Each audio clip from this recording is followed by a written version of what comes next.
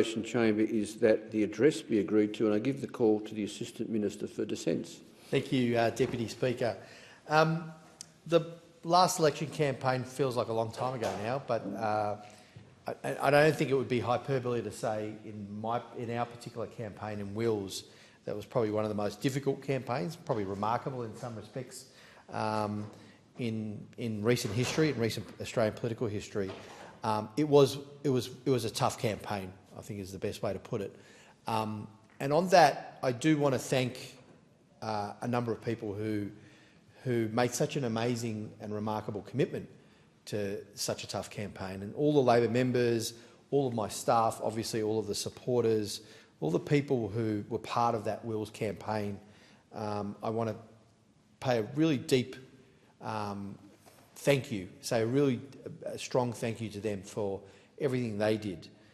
They should take great pride in the effort that they made, the commitment, the passion, the belief that they kept, and we did it together. When a lot of people wrote us off with respect to us winning Wills or getting re-elected in Wills, there were people who kept the belief. They were true believers in many respects. So we did it against the odds, Deputy Speaker, and we did it in the face of probably what would be considered a barrage of sometimes seemingly insurmountable obstacles, but we prevailed together because of those people who were so committed. And I say thank you to each and every one of you because you never gave up and you never took a backward step. You never ever stopped working for Wills and for us to be able to represent the people of Wills and work for Wills. There's a lot of people to thank, but they know who they are, and I'll come to some of the individuals in a moment. But one of the key themes, I think, in the campaign, particularly at the national level, all the way at the top, Deputy Speaker, was the theme of kindness. Kindness and compassion and respect. These are important values, and they were articulated regularly by our Prime Minister during the campaign, before the campaign, at key moments. And part of the respect part of it was, there was this culture war and debate about the acknowledgement to country, but the acknowledgement to First Nations people is a profound mark of respect. And because of the work we do in this nation, we seek a more perfect union of Indigenous and non-Indigenous Australians across what is an ancient land. And that respect is important.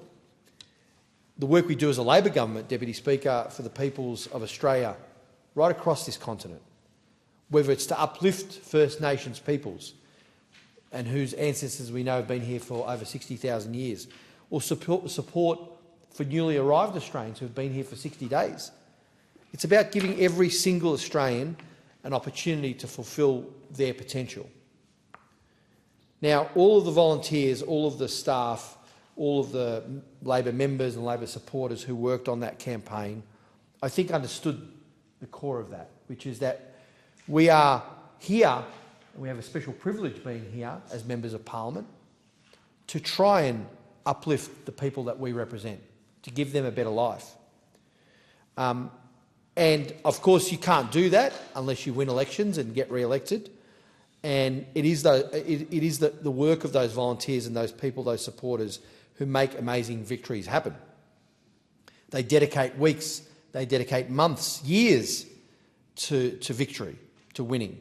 And they do it in the smallest possible ways, but in the most important possible ways. Door knocking, calling on phones, phone banking, putting up signs and call flutes in front of front yards across the electorate.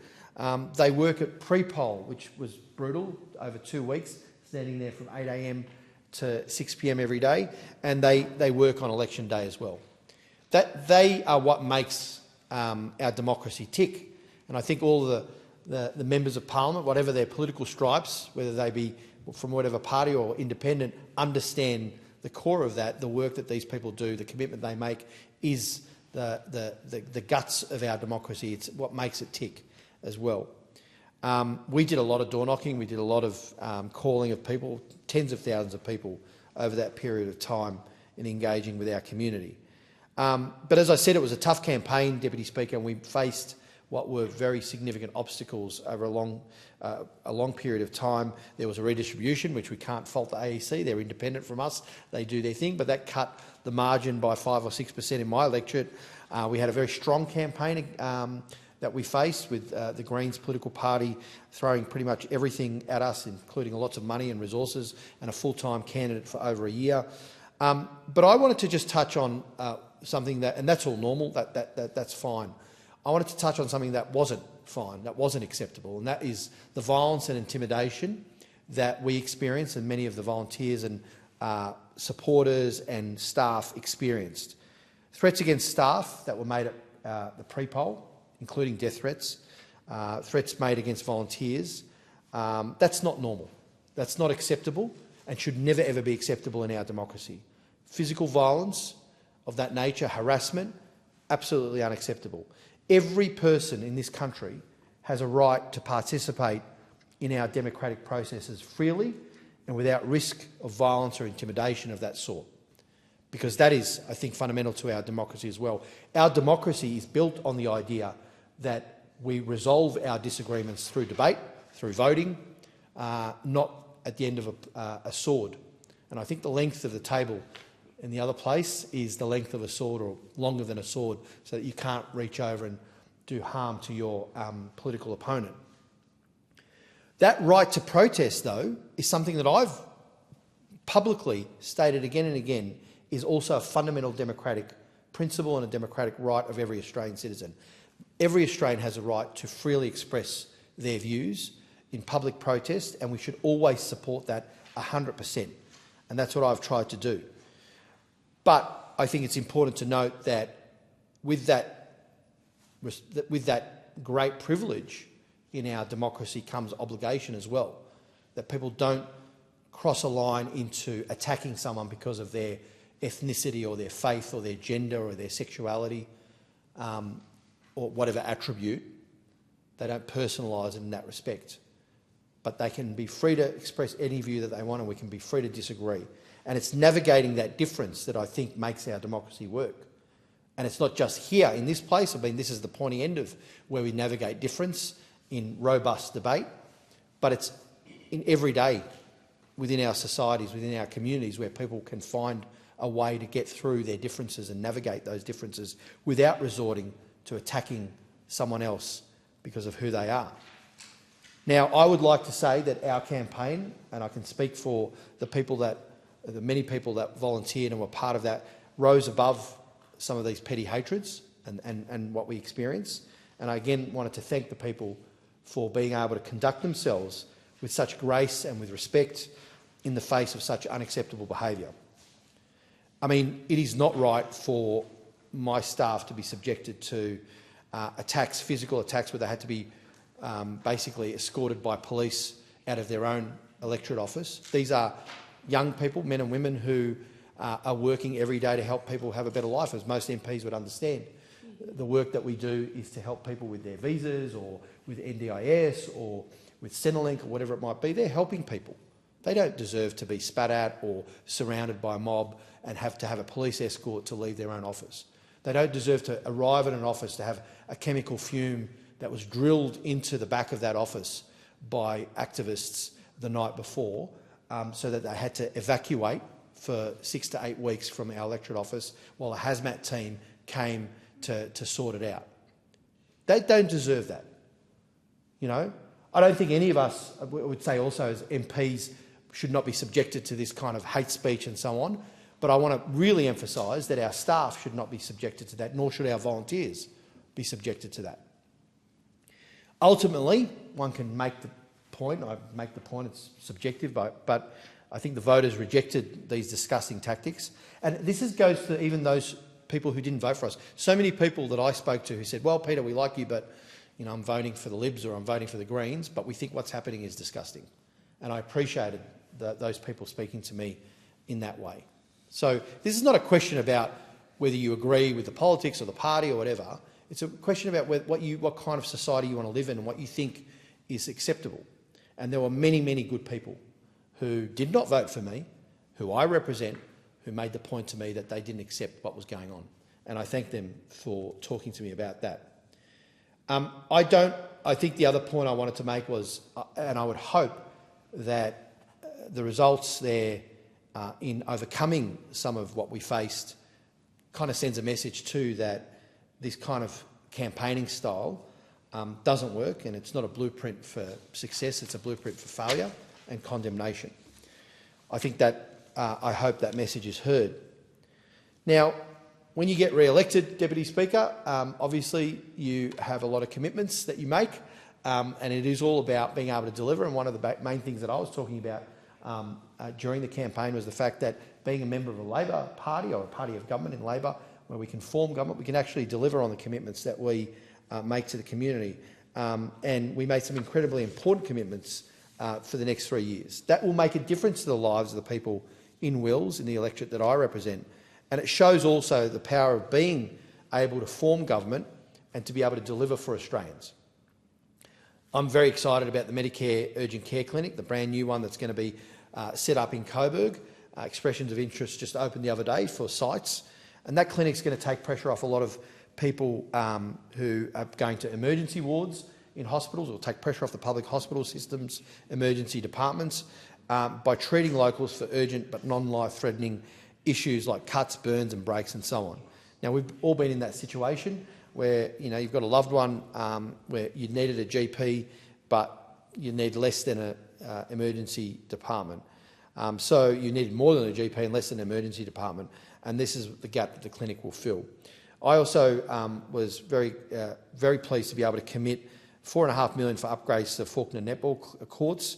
Now, that sounds like it's a lot of money for sports, but I can tell you that community, the Faulkner Netball Club, which has grown over the last couple of years, and I've been there for the journey with Grace and Jade and everyone there, they have built something quite special. They've brought girls in, and boys, but mainly girls, from so many diverse communities to play netball, to be part of something, to be part of a community. It's a club, it's a sporting club, yes, but it's somewhere where you go and there's a lot of love there and there's a lot of community there, and it's so important for young people to be able to be physically fit and healthy and all the rest of it and play sport, but it's so important for their mental health, to have those social connections. In so many places in our society too where there's less and less of that, less people are going to mosques or churches or temples or whatever, or less people are volunteering, or less people are involved in Rotary clubs. Sporting clubs are still that kind of bastion of having that community spirit in place. And that's going to make a big difference to the entire team there at Faulkner Netball Club. I also was very excited to announce $3.7 million for the linear parklands in North Carlton, North Fitzroy and Princess Hill. And as soon as Princess Hill in the redistribution became part of my electorate, the Yarra City councillors, Councillor Ken Gomez and others, were on to me straight away about how desperately they needed upgrades to Linear Park, and I was thrilled to announce that funding at a community meeting in April. But our commitments for my electorate don't just stop there. We're delivering $3.3 million for the Gillen Oval redevelopment, and that is an important one because John Curtin, our great Prime Minister John Curtin, actually played footy for the Brunswick Footy Club at that oval. He sat up in the stands there when he was a member of the selection committee for the cricket club, the Brunswick Cricket Club. So it's a very famous and historically important place, but also that upgrade is desperately needed for all of the sporting clubs that there, the boys and girls and the seniors that play there, and again that brings that sense of community. We supported lots of local community groups as well. Funding for the environment, Deputy Speaker, so important. The $1.9 million for Merry Creek, which is the border of my electorate. Thankfully the AEC didn't change that one. It's still there. They can't change the course of the Merry Creek that much. It's there and it's a natural feature, but so important so that future generations can see and enjoy the local flora and fauna along Merry Creek. I've always said I think the best thing about being and the most important part of being a Member of Parliament is serving the community, and service being the number one kind of objective of what we do, serving the people that you represent and making a difference to their lives. And that's why I'm so excited to be part of this second-term Albanese Labor government. The Prime Minister talked a lot about kindness, and if we can keep that as our guiding star in this second term, where we look at all the policies that we're developing and we're trying to debate them and all the rest of it, that's great. We'll go through and hopefully improve them through the parliamentary processes. But kindness and compassion for others being central to what we're about and why we're doing what we're doing. The kindness in the sense of being able to help people who are vulnerable, the kindness of helping those who struggle and can't help themselves, the kindness to those who just need a little bit of a helping hand, the kindness to those to give them the pathway or the guide path, the guidance to fulfil their potential. These are, I think, the way that these values can be so instrumental in the work that we do. So whether it's getting people into homes, in housing, whether it's cutting the HEC step by 20%, whether it's tackling the climate crisis, whether it's making GP visits free, you know, what does that stem from? It stems from our desire to help people and demonstrate some compassion and kindness in what we do and why we do it to their lives. There's going to be a lot of work to do in the next 3 years, Deputy Speaker, for me personally to reconnect with the communities that I represent and the new communities that I now represent, to build connection with those new communities as well, to battle those intergenerational challenges that people face. But I'm up for the challenge, and I know my team is up for the challenge. Lastly, Deputy Speaker, it is a great privilege to be sworn in and be made appointed as Assistant Minister for Defence. I was reminded by my 10-year-old daughter my place in the pecking order when she said, what was your first trip like? And I said, I went to Base Pearce in WA, which is like Top Gun, where we train our fighter jet pilots. And she said, oh yeah. She wasn't convinced by this, by the way, Deputy Speaker. She said, oh yeah, that's interesting. And I tried to impress her further, and I said, well, I got to go on the PM's plane, and when I walked down the tarmac, you know, all the military saluted me. And she's like, why do they do that? I said, oh, they've got to salute protocol. They've got to salute the Minister for Defence. She said, settle down, Dad. You're just an assistant minister. So she put me in my place. But it is an important responsibility, a real privilege to do this work in defending our national interests and our national security and our way of life, and supporting the Australian Defence Forces in the work that they do. And I'm particularly keen and excited to be working on things like humanitarian assistance and disaster relief. I've already started to do that work as well. So noting that our place in the world and Australia's role in the world and the responsibility that we have to make our contribution to the security and the stability of the Indo-Pacific, because from that security and stability is where our prosperity flows as a trading nation. And the ADF play an instrumentally important role in ensuring that stability and security in our region, and in maintaining that rules-based order, which includes adherence to international law and human rights. So the work that our men and women do in uniform, the humanitarian assistance they provide, the security work that they do, the defence of our nation and our interests is of such critical importance, particularly in such a volatile period that we're facing. But they're up to the task, and it's our responsibility to provide them with the capabilities and the assets they need to do their work. Deputy Speaker, there's a great movie, in conclusion, called The Good, the Bad and the Ugly. Some of you might have seen it, who are over maybe 50, or 40 maybe. Great film. And my little kids also said to me, he's like... You don't reflect on the chair. No, not on you, Deputy Speaker. But I tried to show this to my kids, 12 and 10. And one of my daughters said to me as well, she said, oh, do the good always win? Because sometimes the bad win in life. I said, that's true, sometimes the bad win. But you know what? If you stick to your principles, if you stand fast to what you really believe in, and you work hard and you express that compassion and kindness in everything you do, and help others, more often than not, the good will win. And I think that's very true. Thank you very much. And I thank the Assistant Minister. The question is that the address